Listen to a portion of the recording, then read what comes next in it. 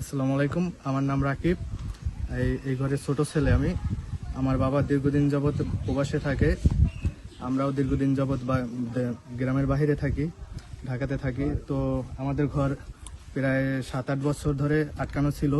তো 7-8 বছর পর আমরা যখন আসছি গ্রামে, আসার পর দেখতেছি আমাদের ঘরের তালা নাই, কোনো বেড়া নাই, কোনো কিছু নাই। তারপর একটা ঘরে যাবতীয় জিনিসপাতি ছিল, সেসব কিছু নাই। তারপরে ঘরের নাকি তাদের দখলে। আমরা জিজ্ঞেস করলাম যে এগুলো কার, পরে তারা বলতে তাদের ঘর নাকি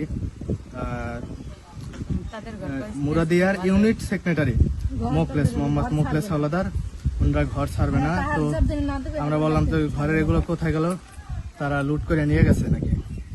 পরে তারা এখন আমাদের নতুন করে ঘরও তুলতে দেবে না, পুরান ঘর আছে এই যে দেখা যাইতেছে, তো তারা ঘর তুলতে দেবে না। তারা বলতেছে যে জায়গা তাদের। আপনারা তো 7-8 বছর এলাকায় ছিলেন না? জি না, এলাকায় ছিলাম না। 7-8 তারও বেশি হবে আনুমানিক। তাহলে আপনাদের ঘরে কি থাকতে পারে? মানে একটা আমার আম্মু ছিল, আমরা ছিলাম না এলাকায়। আম্মু মারা গেছে 4 মাস। জি, মারা যাওয়ার পর ঘরে আর কিছু পাইনি। আসার পর কি ছিল ঘরে একটা সংসারিক মাল যা থাকে তাই ছিল, আর কম্বল ছিল, ধরেন বাহির থেকে আনছে বিভিন্ন মোটর বা সেলাই মেশিন, এগুলো ছিল।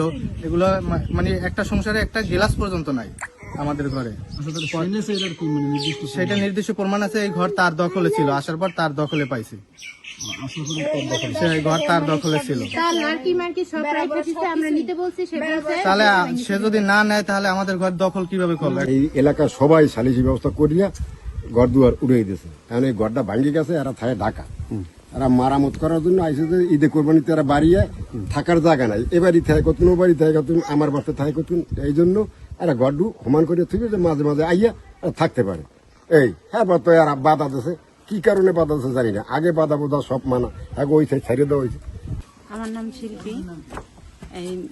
এরা আইসে ঈদের আগে ঘর তুলতে, তারা ঘর তুলতে দেয় না। 15 দিন যে সময় গাছ কাটাই করে সেই সময় বাধা দেয়। জিজ্ঞাসা যে ঘরের ভিতরে মালামালা ছিল, বেড়া ছিল, এগুলো কি? কয় এগুলো সব আমাকে। আর আমরা বলছি যে মায় নাই, যা মরার সাথে সাথে এরকম করা লাগে। কয় এরা ঘর উড়িতে দেবে না।